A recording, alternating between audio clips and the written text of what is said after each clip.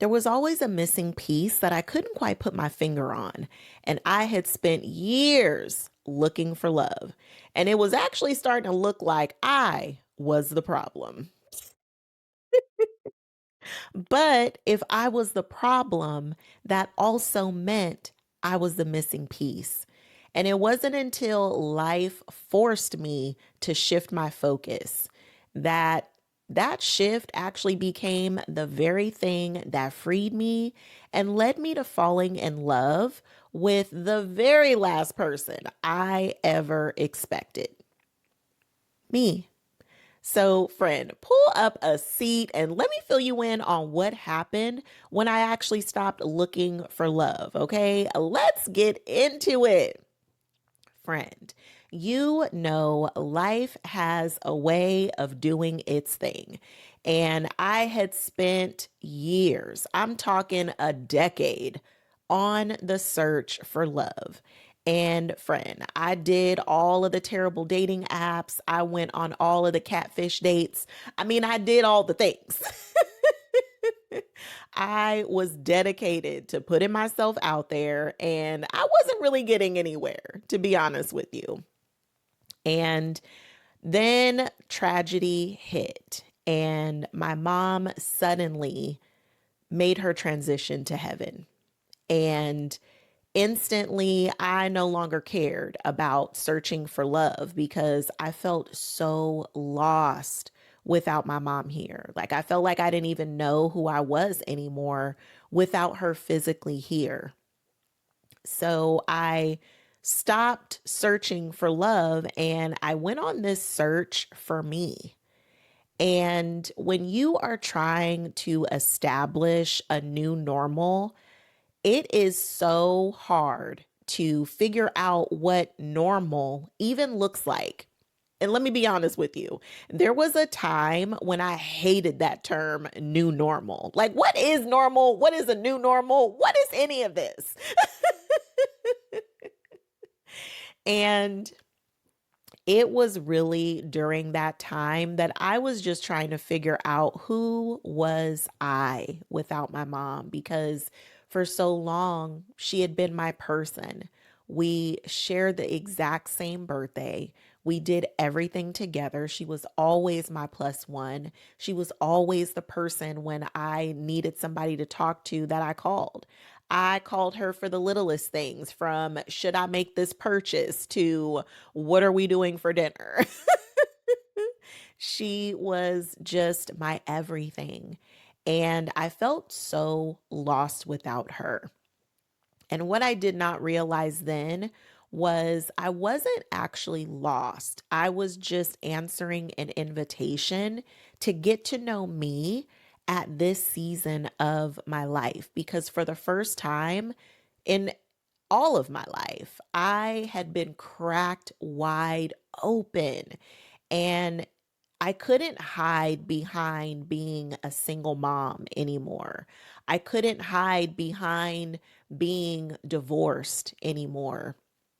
And I couldn't even hide behind my mom for once.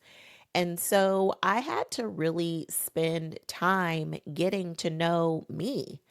And it was probably the first time that I ever really looked at myself and seen myself for who I really am without all of these labels and titles and expectations and even the assumptions, not just mine, but the other ones that people happily placed on me.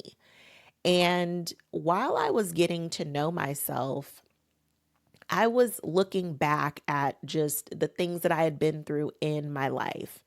And I was so proud of who I am.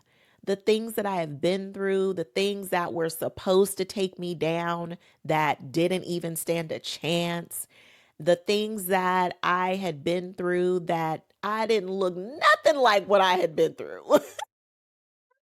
All of the things that were meant to take me down and the people who tried to take me down. And none of them succeeded because I was still standing and I was stronger than ever, even when I felt like I had been broken into a million pieces. And when I was realizing all of this about myself, I was like, you know what? I like her. You know what? She's smart. You know what? She has an amazing career. You know what? She has so many people in her life who love her. I like this girl. I'm telling you, she is it. Okay. She is that girl. And in realizing how much I liked myself, I fell in love with me. And for the first time in my whole life, I could actually see how valuable I was.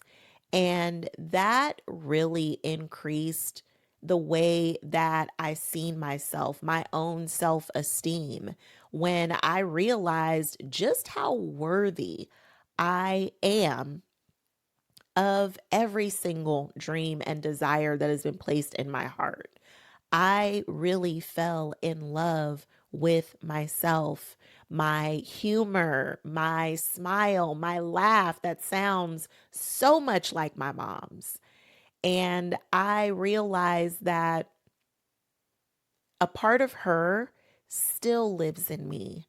And I will spend the rest of this life enjoying every day that I'm blessed with as much as I possibly can to honor her memory, but also honor the woman that she showed me I am. I definitely believe that my mom had a hand in helping me to realize just how beautiful I am inside and out. And friend, that shifted everything. My level of self love went from negative to up in the plus, plus, plus. Okay. It changed the things that I accepted. It definitely changed the things that I tolerated, friend. Okay. Because I went from tolerating so much BS to having a zero tolerance policy. Okay. And that just changed even the way that I dated. I went from having that dating desperately energy because I wanted to be married again so bad. And I, for the longest time, was just looking for somebody to play the part. And when you're dating that way, you have this pick me energy about you. And it was only when I was standing strong and firm in my own self worth that I realized I was dating with that pick me energy. And when I was standing in my self worth, what shifted is going from that pick me energy to actually me deciding who was worthy of being in my presence. Because, friend, you don't settle for less when you know how valuable you are. You don't settle for less when you love yourself fully, unconditionally. And unconditionally to me meant it didn't matter what size I was, it didn't matter any of the flaws that I was carrying, it didn't matter what mistakes I made in the past. I fully accepted me for who I am, what I've been through, what I've overcome, and who I am now. And looking forward to the woman that I'm going to continue to become throughout this lifetime. So when I really fell in love with myself, it changed the way that I dated. It changed the way that I attracted. That is when I started to attract somebody who actually seen my value as well. But what I realized is I had to see my worth and my value first. I had to love me first and love myself unconditionally. And that's what opened the door to so much more of that being reflected back to me in everything that's around me, from my home environment to my relationships, and not just the romantic ones. I'm talking about friendships, collaborations with business partners, like all of it, I really realized that I was the missing piece all along. And, sometimes we spend all of our time looking everywhere outside of ourselves when God has placed the very thing that we've been looking for in the last place that we will look. And that's right here in our own heart. Everything that I had been searching for was already within me. I just had to connect to it. And that was the major shift of it all, friend. And so I really just invite you to look at what major shift in your life is actually calling you up. The worst thing that has ever happened to me, my greatest loss to date, also brought me my greatest gift of self love. I know my mom had a hand in that. So, friend, let me go ahead and get you your journal prompt. Oh my goodness, so good. So good. Okay, here's your journal prompt.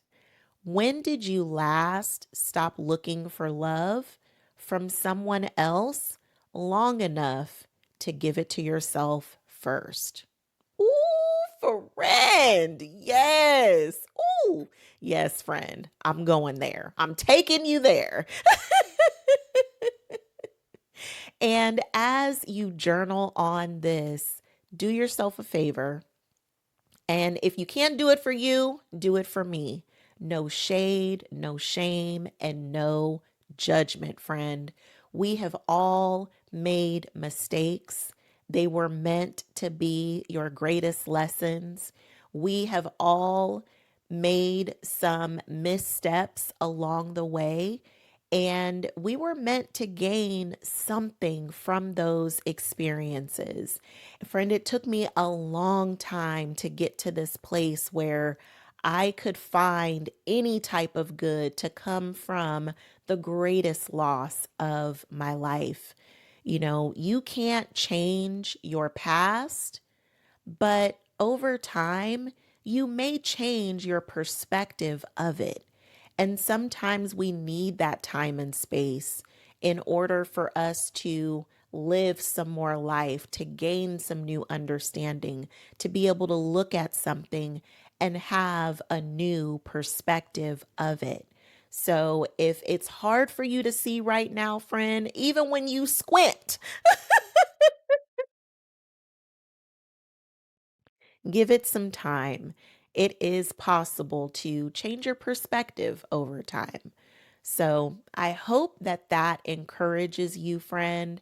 And I would love for you to meet me in the comments and tell me what is one thing you love about yourself that you don't say out loud enough.